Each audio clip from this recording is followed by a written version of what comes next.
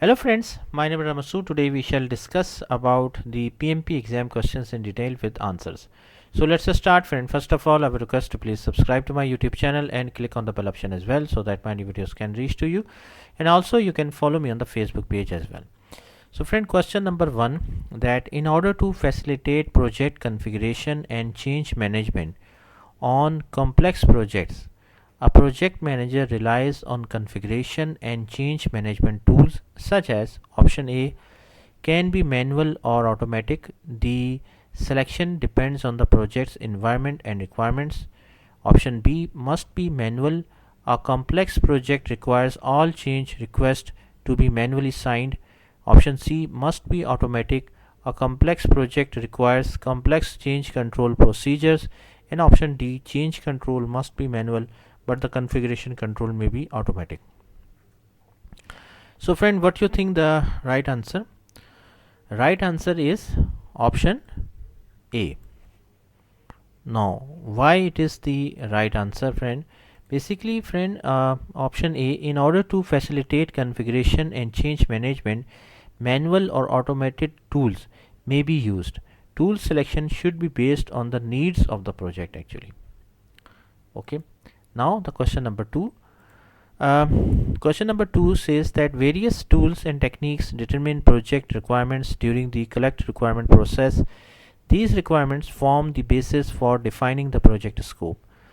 One of the responsibilities of a project manager is to identify key project deliverables during this exercise.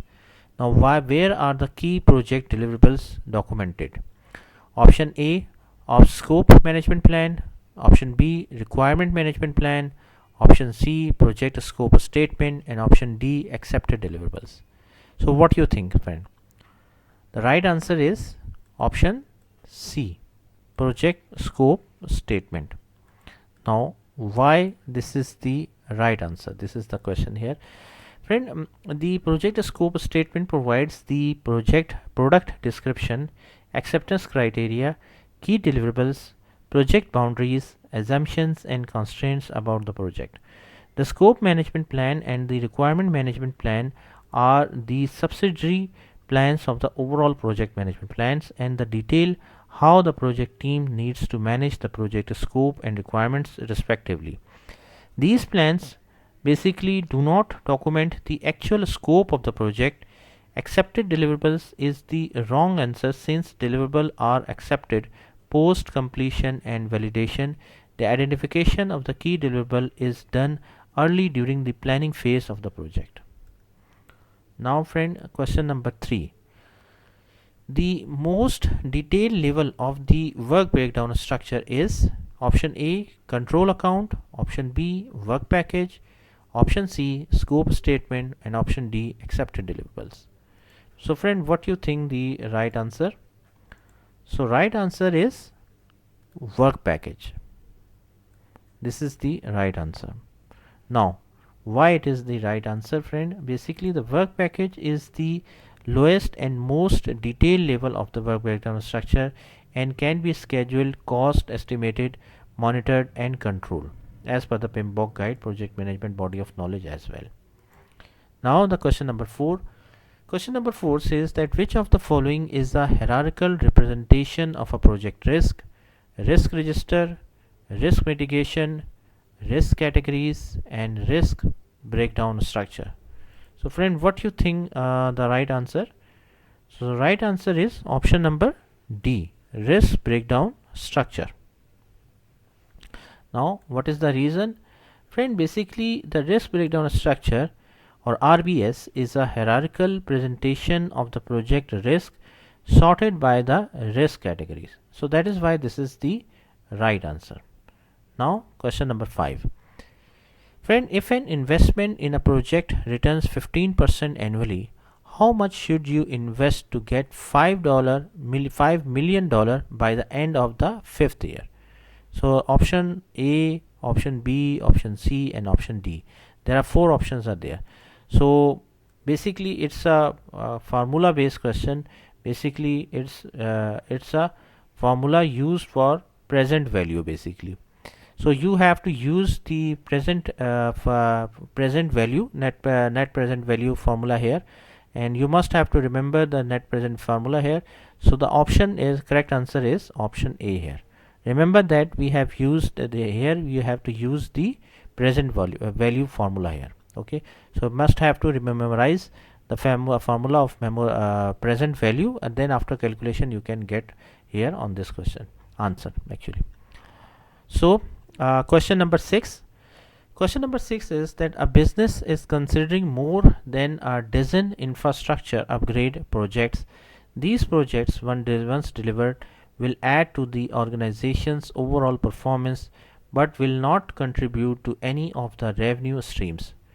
Prior to initiating any such project, the value of the project to the organization must be determined.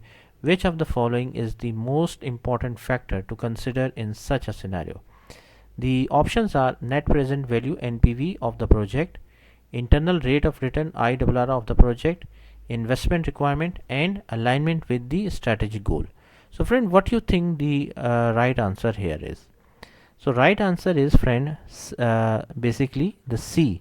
C is the right answer, alignment with the strategic goals. Now why, what is the reason it is the right answer, friend? Basically, friend, projects help in achieving organization goals when they are aligned with the organization's strategy.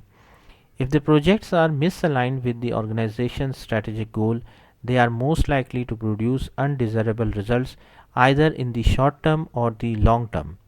NPV and IRR, rate of return calculations, are great measures. However, these are not applicable since these projects will not contribute to any of the revenue streams. Investment requirements is important but is useless on the projects that are not aligned with the strategic goals of the organizations. Now, you know the answer. Then the next question is question number 7. Friend, if a project manager believes that a particular subcontract needs to be terminated, which of the following can be provided guidance on the contract termination procedure? The contract termination procedure in the organization process assets, the termination clause of the specific subcontract, the change contract control procedures in the project management plan, the contract termination procedure in the project procurement management plan. Very interesting question, friend. It requires lots of intelligence when you are answering this question. So the what do you think?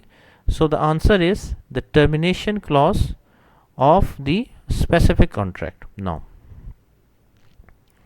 we have to understand the reason why it is the right answer, friend. Each contract is unique and so are its obligations, provisions, and clauses.